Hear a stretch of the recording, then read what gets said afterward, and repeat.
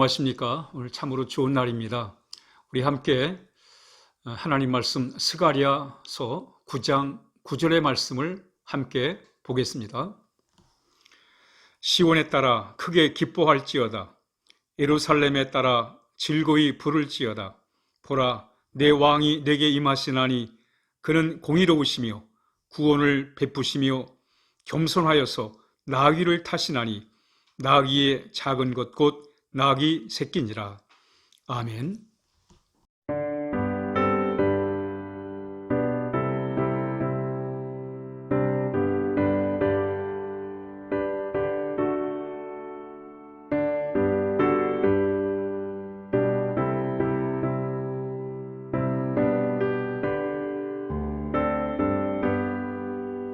날 위하여 십자가에 주간 고통 받으사 대신 죽은 주 예수의 사랑하신 은혜여 보배로운 피를 흘려 영영 죽을 죄에서 구속함을 받으므리 어찌 찬양하날까. 예수 안에 있는 우리 한량없이 즐겁고 주 성령의 위로함이 마음속에 차도다. 천국의 목소리 같은 은혜로운 그 말씀 끊임없이 듣는 우리 어찌 찬양하날까. 주님께서 이 땅에 오시기 전 520년 전에 스가랴 선지자는 예수님이 이제 사역을 마치시고 예루살렘에 입성하실 때 나귀를 타시고 예루살렘에 입성하실 것을 예언을 했습니다. 참 하나님 말씀이 대단합니다. 예수님 오시기 전에 이미 예수님의 이 모든 것에 사역에 관하여 이미 예언을 하고 있단 말이죠. 오늘도 이 본문에서 예수님께서 나귀를 타시고 예루살렘에 입성하실 것을 대해서 말씀하고 있습니다. 이 말씀을 통해서 우리 함께 같이 은혜를 나누고자 합니다. 오늘 말씀 소두에 보면 시온에 따라 크게 기뻐할지어다, 예루살렘에 따라 즐거이 부를지어다 이렇게 선포하고 있습니다. 시온의 딸, 예루살렘의 딸 같은 겁니다. 이스라엘을 가르칠 뿐만 아니라 오늘 하나님을 섬기는 우리 모두를 가르치는 말씀으로 우리가 이해할 수가 있겠습니다. 우리 그리스도인들은 늘 기쁨의 삶을 살아야 됩니다. 예수를 믿는다는 게 무엇이냐? 예수님을 통해서 기쁘게 살아가는 거예요.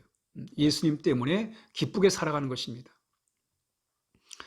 오늘 이 예수님이 예루살렘에 입성하실 때 참 많은 사람들이 종려가지를 나뭇가지를 꺾어가지고 흔들면서 호산나 라고 하면서 이렇게 즐겁게 기쁨으로 예수님을 맞이했습니다.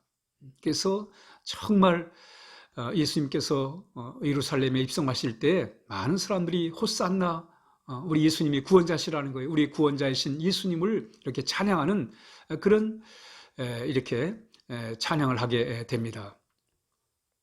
즐거움으로, 기쁨으로 예수님을 맞이했던 것입니다. 그러므로 우리의 신앙생활을 예수님 믿는다는 것은 늘 기쁨과 즐거움으로 우리가 신앙생활을 해야 돼요. 물론 우리가 항상 기뻐할 수는 없습니다. 우리 현실이 있고 또 눈에 보이는 거, 귀에 들리는 거 인해서 우리가 기쁨을 잃어버릴 때가 많이 있습니다만, 그러나 우리는 늘 우리의 마음에 기쁨을 담고 살아야 됩니다. 이 다윗은 늘 참 주님이 주신 기쁨을 마음에 담고 살았습니다.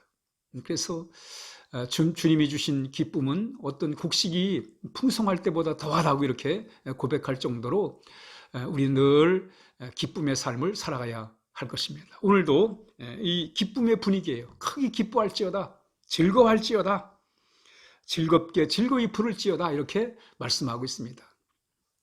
이 기쁨, 이 즐거움은 우리에게 있어서는 이 감사의 삶입니다. 감사할 때 우리 안에 즐거움이 있는 거예요. 기쁨이 있는 것입니다.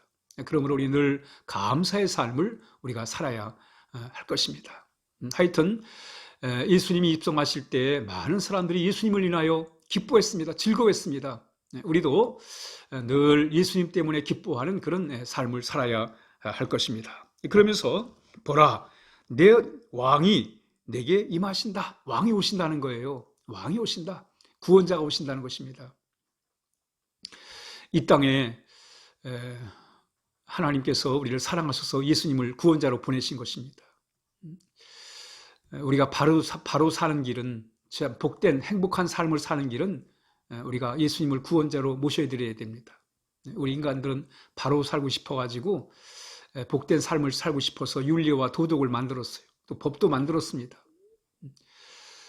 좋은 나름대로의 관습들을 만들었습니다. 그러나 이것은 사람의 표면은, 겉은 이렇게 나름대로 변화시킬 수 있지만 우리의 속은 변화시킬 수가 없습니다. 우리 죄성을 갖고 있는 이 속은 이런 윤리와 도덕과 어떤 법으로 해결이 되는 게 아니에요. 우리 예수님을 통해서만이, 하나님의 다스림을 통해서, 예수님의 다스림을 통해서만이 우리는 이 영혼의 문제를 해결할 수 있습니다. 죄의 문제를 해결할 수 있는 거예요. 그러므로 인해서 바로 예수님이 왕위로 오셔서, 그래서 공의로우시며 구원을 베푸신다. 그러니까 우리 예수님이 구원을 베푸셔야 돼요. 그래야 우리는 구원받은 삶을 살아갈 수 있습니다. 예수님을 통해서 구원받은 삶은 값진 삶을 살게 되는 거예요. 복된 삶을 살아가야 되는 거예요. 예수님만이 우리 구원자였어요. 예루살렘의 사람들이 호산나, 예수님을 찬양합니다. 이 호산나라는 뜻은 구원자라는 거예요. 예수님이 우리의 구원자가 되신다는 거예요. 그렇습니다, 여러분. 예수님만이 우리의 구원자세요. 우리는 바로 참 우리의 구원자로 오신 우리 주님을 우리가 늘 우리가 사모하며 주님 때문에 기뻐하는 그런 삶을 우리가 살아야 할 것입니다. 그런데 오늘 본문에 보면 내 왕이 임하시리나니 그는 공의로우시며 구원을 베푸시며 겸손하여서 나귀를 타셨다. 나귀의 작은 것, 곧 나귀 새끼라 이렇게 말씀합니다.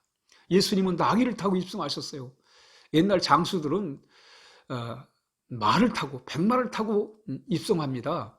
그런데 예수님은 나귀를 타요. 평범한 서민이 타는 나귀를 타시고 예루살렘에 입성을 하셨어요. 어찌 보면 정말 예수님이 나귀를 타신 게 초라하기 짝이 없을 정도로 나귀를 타셨습니다. 그런데 마태는 이 사실에 대해서 겸손하시기 때문에 나귀를 타셨다, 이렇게 말씀하고 있습니다. 나귀는 아무도 타보지 못한 그런 나귀였습니다. 예수님은 우리를 구원하심에 있어서 정말 이 순결하심으로, 겸손하심으로 바로 우리를 구원하신 것입니다. 하나님, 예수님의 구원의 방법은 순결과 겸손을 통해서 구원하시는 거예요. 여러분, 사람들은 이 권력을 가지고 또는 돈을 가지고 또 명예와 인기를 가지고 세상을 바꾸겠다고 합니다. 사람들은 혁명을 얘기하고 얘기를 합니다. 그러나 여러분, 혁명을 통해 세상이 바뀌는 게 아니에요. 이 사람의 마음은 무슨 혁명을 통해서 바뀌어지는 게 아닙니다. 무슨 권력을 통해서, 권력을 힘으로 삼아가지고 또는 물질을 힘으로 삼아가지고는, 명예나 인기를 힘으로 삼아가지고는 사람을 변화시킬 수 없습니다. 세상이 변화되는 게 아니에요. 뭐 겉 표면은 무력을 통해 가지고 약간 변화가 될지 모르지만 사람의 영혼이 변화되는 건 아니에요. 영혼은 하나님의 사랑과 주님의 그 순결하심과 성결과 겸손하심을 통해서 우리 예수님이 이 땅을 구원시키시는 것입니다. 그러므로 우리는 이제 예수님의 구원의 방법이 뭐예요? 겸손입니다. 이 세상 우리 영혼을 변화시키는 길은 바로 예수님의 겸손하셔서 나귀를 타셨다고 말씀하고 있습니다.